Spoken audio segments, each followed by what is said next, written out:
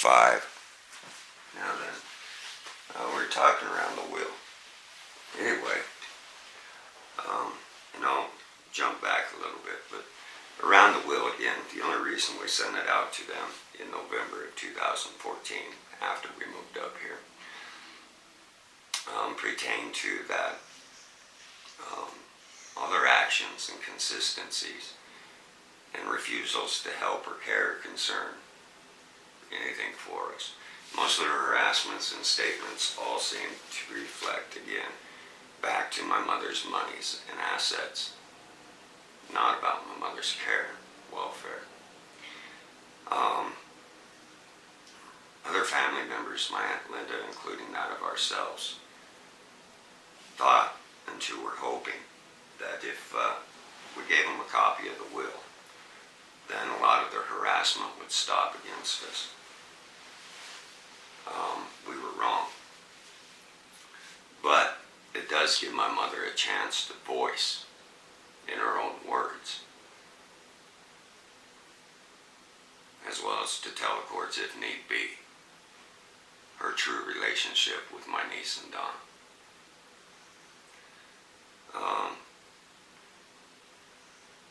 This we are grateful for.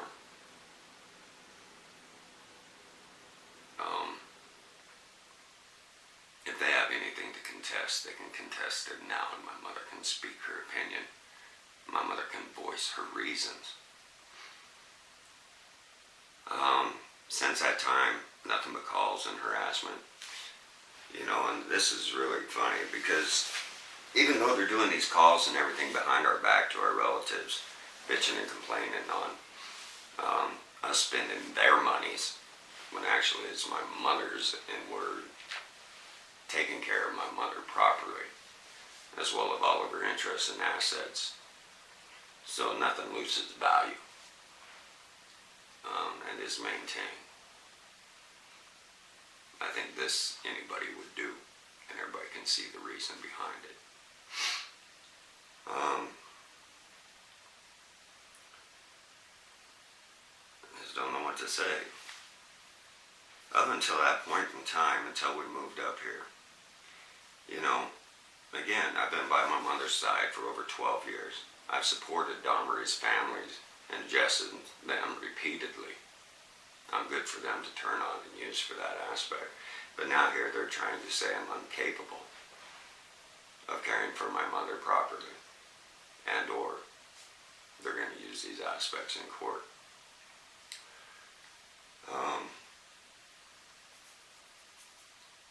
I'm following my mother's wishes, her directives, everything else. We discuss everything as a family, and we move forward. With Dahmer and Jess, by my mother's side for 12 years, by my mother and father's having a good relationship, to even totally caring for my mother since the time of her stroke in 2011 to this present day, virtually by herself, with no assistance from anybody else, other than harassment and stuff from Dahmer and Jess. All the way through that, and since the time of my release in 2013, May, to our faces, they have done nothing but compliment us, all of them, on the work we've done, how well we're caring to maintain mother, how happy mother is, or sociable, which is kind of funny because even when Dahmer and Jess came out and visited, and this is no shit, they come out and visit, my mother would not get out of her chair to visit with them. My mother would not turn around and associate. My mother would not even look at them. They could sit there 3 or 4 hours and have less than 20-word conversation with my mother. All she wanted to do is watch TV when they were around. And this is consistent with most of their visits, other than holidays when they come out, dinners, cooking, different things. But my mother wouldn't even allow them to help her to the bathroom. And other times, my mother would not even be left alone in the room alone with my sister, demanding that Rhonda and I be present, actually verbally stating that I don't do anything without Rhonda, she's my bodyguard. When they even simply come out to do my mother's hair, my mother wish to be left alone with my sister. Anyway, they compliment us on everything that we're doing, how proud they are, how capable we are, and all this stuff. While at the same time, when it came to August 2014, when I was trying to get stalking orders against Iva, which has now moved out into our community, harassing my employees, asking questions about my wife, our business, the money intake, asking what other people thought of my wife, to other outlandish things, and stalking our property after she's made all these claims and allegations of how afraid for her life she is of me, to personally move out to Wamsutter and continue these horrifics around us where not even the officers would engage in. But be present and actually see taking place. You know, shining their headlights in our windows and the lights of the windows of the business and 2-3 different trucks. Anyway, I tried getting a stalking order against her.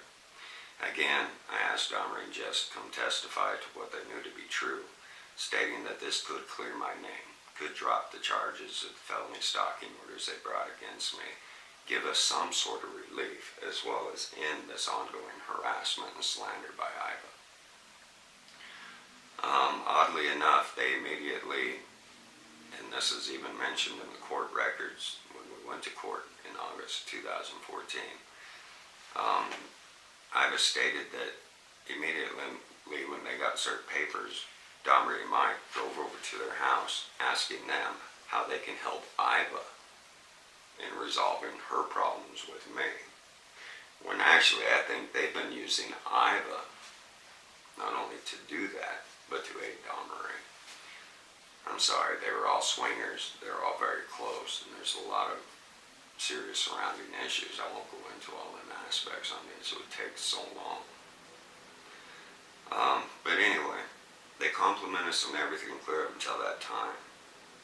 Immediately at that time, we began getting phone calls of harassment of up to 10-15 calls a day, messages saying, let me talk to my mother. By God, if you don't let me talk to my mother, like we're keeping them from talking to my mother.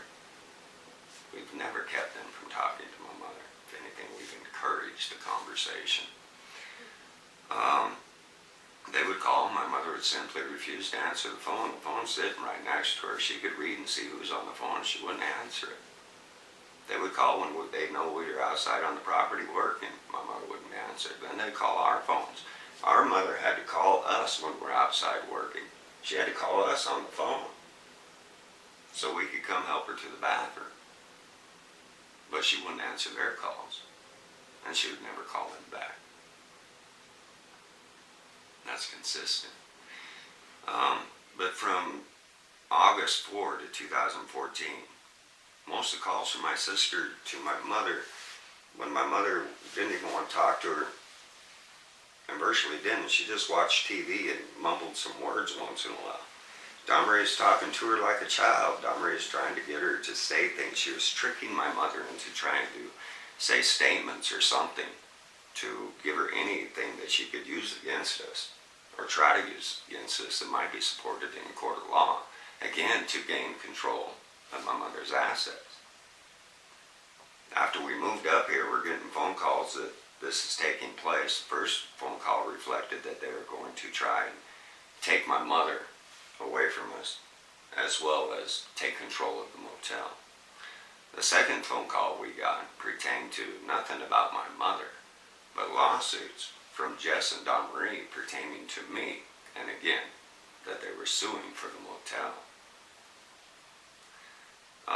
Trying to label me or declare me as unfit, trying to declare me mental or something on an aspect of evidence that nobody's been able to allow or see. When something did happen, they're trying to say it didn't happen, that none of these events took place. We had no burns on our bodies, but we got tons of pictures of them. Trying to say I was hearing voices and stuff. I'm sorry, no, I'm not hearing voices. I'm recording you in my fucking house.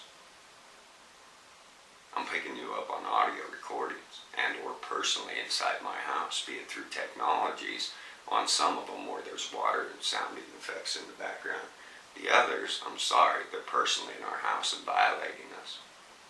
We have tons of pictures and evidence, burns and everything else that can't be explained that have never been addressed. So you cannot say I'm delusional on any aspect, saying that something was not happening or something did not take place, when all the evidence points to it. And you can't say that all these things happening to us, like the sewer lines and all these other things that we've still got no resolve on, the motel sign, phone lines, etc., are normal and common things to happen consistently, along with missing mail, this and that, and everything pertains to the business consistently. You just can't do that. And still see us be denied. There's just too many questions and odysseys in this that I'm sorry, it's linked to something. Anyway, they began to try and make phone calls to my mother. Imagine they recorded Delmarie talking to my mother like a child. Trick questions like, Mom, are you there? Can you speak to me? Is it okay to talk? My mom would say, sure, it's okay to talk. And then you'd hear Delmarie ask questions. Are you alone, Mom? Can you talk to me? Or is Raymond and Ron present so you can't talk to me? These are the stupid questions she would ask my mother. Half time, I don't even think my mother was paying attention. She was watching TV. She always tried to get off the phone as soon as possible. Try to ask her about the birthdays and stuff, questioning her home. Yeah, she'd ask her stupid questions pertaining to her mind, her memory, and all this stuff, constantly and consistently.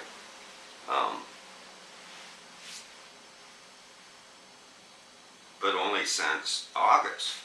All this began in August, when I had some testify. At that time, they didn't know about the will, they didn't know about this, they didn't know about that, but the primary target is still and always has been, even prior at the time of my mother's stroke, gaining control of her assets and interests. My mother just simply didn't trust them to it, and that's the bottom line. It still is the same present day. Other odd events, throughout this, what was it, in 2013, December of 2013, my nephew came out. He's gone through a divorce. It's my sister's, Dawn's son. You can just shut that off. Fax machine going off, phone's ringing, nobody's on the phone. Fax machine's going off, nobody's sending anything.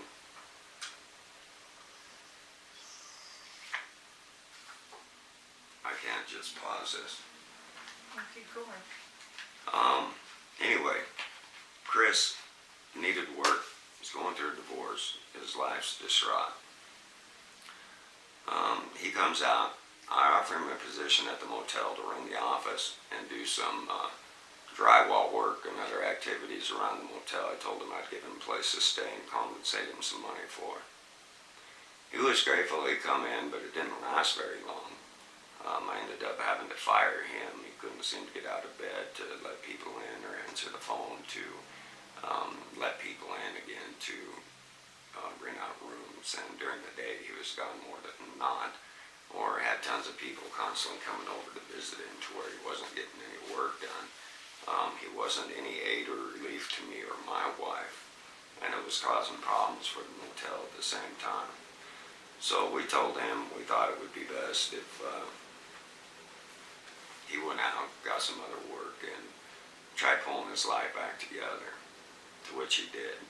But at the same time, when he was there, one time he left over the weekend, and when he left, it was after he left, somebody broke into the office and stole paperwork pertaining to the motel, our taxes, the money it makes, personal documents pertaining to that of vendors or other people that we depend on to keep our motel running. And a lot of bizarre issues there. No monies or anything, just items pertaining to the motel, the business, the taxes, the motel's worth, etc. Willie is also present out there and working. Delmarie would constantly and consistently, this would show how much she cares for my mother too. When he was out there staying at the motel and running the office, there were several times that she'd come out to visit him. And when she'd come and visit him, she'd spend a half hour or so over at his place, but not even stop by our house to see my mother or visit. So that also shows how much they did not care issues going on.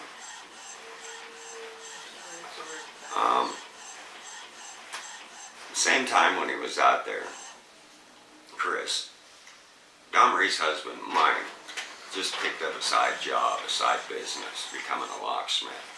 I'd just gone through and replaced all the door locks and everything pertaining to the motel. Mike caught one of this, or Don Marie did. Don Marie then began trying to convince Chris into having me hire her husband so he can come out and make matching locks on all the doors with master keys for them. They wanted me to pay him to come out and make us master locks for all these doorknobs and get them all synced to their identical. To pay him to do this, but also so to where they could have master keys to everything on the property of the motel. That's what we believe the full intent was. There was no offering of helping on any level pertaining to my mother or doing it out of love or respect. This was personally believed so they could get master keys to all the rooms and make a buck off of it at the same time. My mother declined it and I declined it, and that pissed Don Marie off too. Eventually, Chris sent me a bunch of text messages telling me that he felt like his sister was playing tug-of-war with him between me and her, because she's running to him all the time trying to get him to do things or trying to get him to have me do something for her. That's horrific. But either way, we declined. We had no need. We had everything taken care of. We didn't need their services.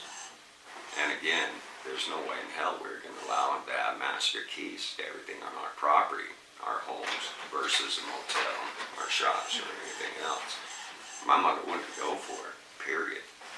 And at the same time, I didn't think it was the right thing to do. Since the time we've moved up here, I've got various calls from our employees reflecting Don Marie's intentions, her legal action, and how she's trying to seize the motel and or sue me for the motel and or again take control of my mother's assets, most likely eliminating my mother. Between my niece's text messages and everything, it's more or less pointing that they're out to permanently remove me, as well as to again control all assets of my mother, again pertaining to that, virtually the elimination of my family, so they could be scavengers and take the leftovers or lay legal claim to what they know they have no right to. That is very scary for me, especially when it gets down to my mother, because not once have they ever showed any human intent of caring or emotion towards her. More or less just after what they're after. Another reason why, again, we sent out the will, copies of the will, hoping that this would stop. Once they knew that there was nothing for them. And that's not totally true either, because their names are on some insurance policies we just recently found out. But again, we haven't done anything with. My mother chose me and my wife for power of attorneys, one thing or another. Everything my mother has done is reflected on what she believes is right, what she believed is honorable, what she believed is justified through her eyes, not through our eyes. Again, it's no secret I haven't had the best relationships with my sister, Ern. A lot of these text messages I will show you with my niece and stuff. My niece is trying to act like we've had a good, long, solid relationship, just like Don Marie and my niece are trying to act like they've had a good, honest, sincere, long relationship with my mother. But even phone calls between my Aunt Linda and Don Marie, my aunt specifically asked Don Marie, and this was months ago, if she thought that she earned the trust, love, and respect back of my mother to where she would be entitled something within that will. My sister's only reply is, I should hope so. between their statements and comments, family members and everything else, my family members are pretty much convinced that all these crimes and everything happening and taking place to us are resolved around their greed. That they are a part of it, they're wishing us harm, wishing us removed, just so they can gain control of their assets. But in every one of their actions that I've mentioned and listed through this, not once have they ever given thought, care, or concern to my mother's wishes, or my mother's intent. Constantly and consistently, they've tried to force their way into it and tried to force seizure of control of everything. Primarily, my mother's finances. Secondary, her properties and assets. When we had after power of attorney was drawn up, I had to deal with a lot of important things. This also includes issues surrounding my father's death. A lot of the titles on the vehicles and properties were not transferred over into my mother's name. They still have my father's name on it, so we had to go through and get a power or ownership of survivorship papers drawn up on all these titles and stuff. The lawyer pointed out that we couldn't do anything with them on the items that my mother's and father's names weren't both on. Said we couldn't do anything with them, couldn't sell them, couldn't do anything because Domry and Jess were entitled for a percentage of the net worth. They said we had to buy them off of them, purchase them from them, and so forth. We went that route. This really disgusted my mother and even hurt her feelings. We had to pay out $4,500 to Donna and Jess just because my father's name wasn't on some of the titles pertaining to my mother and father. And they couldn't find the will. And again, the will came up missing. So paperwork was drawn up, and again, I offered to purchase the percentage of whatever entitlements they had on those items, mostly pertaining to vehicles, titles, and trailers. Domry at that time, even when I tried doing that, and I offered them $4,500 a piece, that's $9,000 for their interest. Domry was going to challenge me by a court of law, trying to get more monies, or she did not think it was fair. Eventually, she did agree, and it was all processed. Since we've been here, though, again, a lot of comments from Domry stating I brainwashed my mother, or a lot of phone calls and text messages saying, you can't keep me from talking to my mother or my grandmother, or let me talk to my mother. We've never stopped them, we've never prevented them. But within their text messages and phone calls, they're trying to make it look like we're the cause and responsibility why they haven't been able to speak with my mother, and this is solely not true. I got hundreds of people that have sat with my mother when Domry and Jess have been calling, and my mother's refused to talk to them even during them times. My mother calls who she wants when she wants. Well, since we've been here in this house, she has access to 2 phones downstairs she can get to. But my mother's got access. She's got all their phone numbers. She just refuses to call them, doesn't have anything to say with them. And that's bottom line. We've been informed on their actions through people, through friends or associates of theirs, and even by my aunt. But even a lot of the stuff that my aunt told us wasn't until in the recent months. And she's dead set with the same thing. And it's just horrific. I just don't know what to say other than to show my disgust, but to let known I will stand by my mother's side and I will honor her and her wishes as a son, as well as being empowered into doing so. My mother has her own voice, can speak with herself.